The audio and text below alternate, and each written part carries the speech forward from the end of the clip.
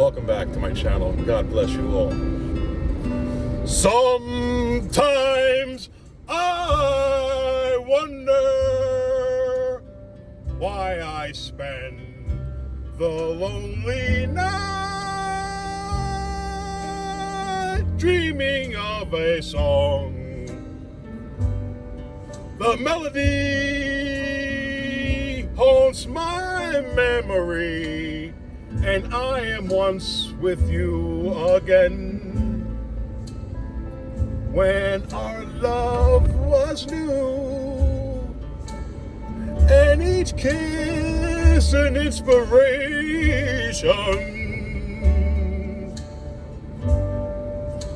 But that was long ago. Now my consolation is in the stardust of a song beside a garden wall where stars were bright. You were in my arms. The nightingale tells his fairy tale, a paradise where roses bloom. In my heart there's a dream, though I dream in vain. In my heart it will remain the stardust melody, the memory of love's refrain.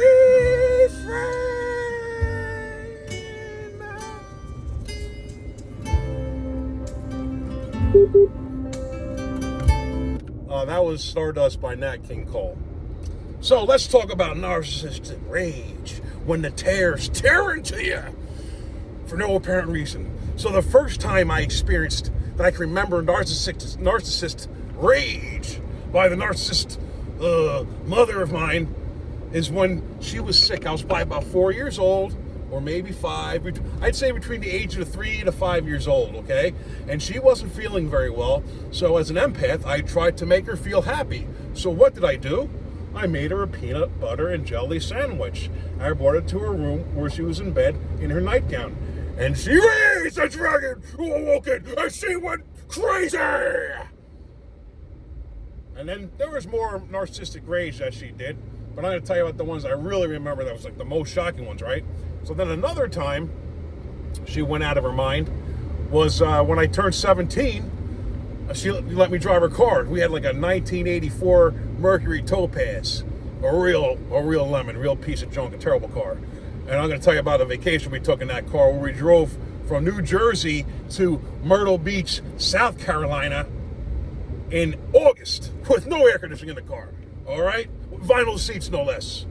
So the next time she got really upset, I washed the car and I detailed the car, and she came in the house and, "What did you do to my car?" I said, "I cleaned it." "It smells terrible!"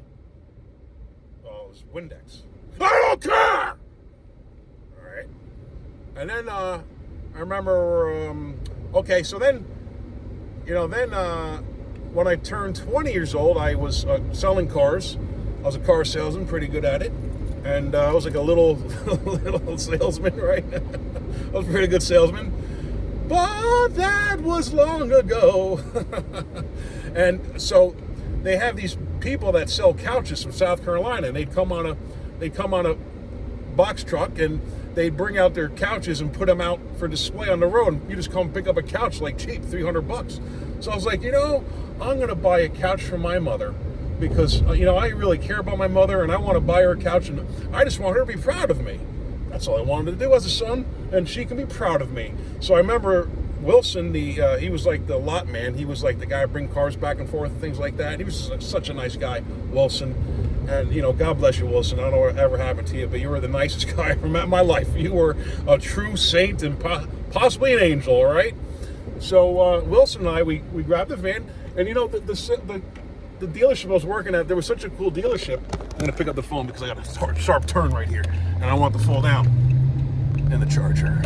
So they would let me use cars and vans and things like that. I said, well, I'm gonna, I told the manager, listen, I'm gonna buy this chair, this couch for my mother and bring it to her.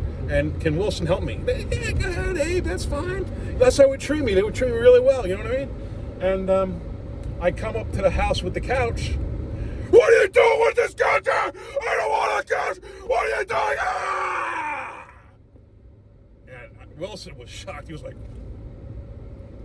he couldn't believe it. You know, I had to convince my mother to keep the couch, so she kept the couch. She kept that couch for like, I don't know, 20 or 30 years, I think, maybe 20 years. So not 25 years. And then another time, I remember I met this girl. I had a girlfriend, and you know, I didn't do well in school with girls because you can imagine living with a person like that. You know, telling me I'm worthless and, you know, ignoring me and gaslighting me just my whole life and making me fail tests intentionally and keep me up at night. And, you know, I go to sleep, she play the clarinet and wake me up. And I'm like, what are you doing? And it wasn't like she was playing like the clarinet like I don't know, Mel Mortorre, whoever, you know, who a good clarinetist is. But, you know, she would like make noises with it, like, brrr! It sounded like a train. I'm like, oh, what the hell? And then like a few hours later, they'd have like the loudest, raunchiest sex. And, like, so she'd wake me up at like 11 o'clock sleeping, and then maybe a few hours later, loud sex with the loudest. She was probably getting turned on, knowing that I can hear her and waking me up and going to destroy my life. You know what I'm saying? Destroy my whole academic career. That's what narcissists do. They ruin opportunities for you. They're that ruthless and disgusting. So anyway, I met this nice girl. I finally got the confidence, and I actually had this nice girl I was dating, and she was a good skier, and we actually skied around the world. You know, we drove to Italy. We drove from Austria to Italy, and we went skiing in Austria, all over the Austrian Alps, and we skied in the Vail. I was a good skier. I was skiing in Vail, Colorado. We'd ski the double diamonds, you know, all that stuff, no problem. You know, I could jump over a car. You know, I was a really good skier, and I can't do it as much as I could because I hurt my knee. You know, my knee kind of hurts, so it's kind of, and I tore a ligament in my ankle too, falling down the steps to do the laundry. So sometimes the most dangerous thing you can do is laundry, believe it or not. You know. So anyhow, I brought this girl to meet my mother. You know, because another chance to put out the olive branch for her, for my mother, Sharon, you know, to make peace and just bury the hatchet. And I brought this girl to my mother. She goes, when are you going to go back to school? When are you going to get a real job? When are you going to do this? When are you going to do that? Ah! Right in front of this girl, you know, like it's totally humiliating me. I didn't even see it coming. So the next time I had a girlfriend, you know, years later, she kept, you know, nagging me to see my mother. I said, listen, you can't meet my mother. She's something wrong with her. You just can't meet my mother. You just can't meet her. And so that destroyed the relationship because she kept saying, I want to meet your mother. I'm like, listen, you want to date me or you want to date my mother? Because we're dating, everything's fine. Why do you need to meet my mother? She's something wrong with her. Okay? So from now on, the next time someone, if I find another one, I'll say, listen, well, my mother had a nervous breakdown and really can't see her right now because she's at home she has a care. She's got a hospice. So that's what I have to do from now on. So anyway, that's pretty much my video. Bruno, you gonna say hi to everybody? Come on, say hi. Say hi to everybody. Where are you? Hey, come here. You want to say hi? Come here, Bruno. Come here. Hey, come on. Come on. There's Bruno. There's my sweet baby, Bruno. I love him so much. He's such a good boy. Oh, man. So I'm going to do a stupid pet trick for you, and hopefully I can show you how Bruno can hang from his teeth on a rope, all right? So listen, God bless you all in the name of Jesus Christ. Yeshua HaMashiach. I love you all, and even if you hate my guts, I forgive you, and I don't blame you for hating me. It's not your fault. But if you do hate me, I hope you get right, because there's something really wrong with you if you hate a guy like me, because I got no evil intention against you. I was a lifeguard. I saved lives. And I really like people. I'm the guy that when you break down, I'm the one who shows up to help you. I'm the guy in a rainstorm. I'm the guy that shows up to help you. Okay? I don't even want anything in return. I just can't live with myself if I don't help a person in need. So that's my story. That's another part 4, Narcissist Rage.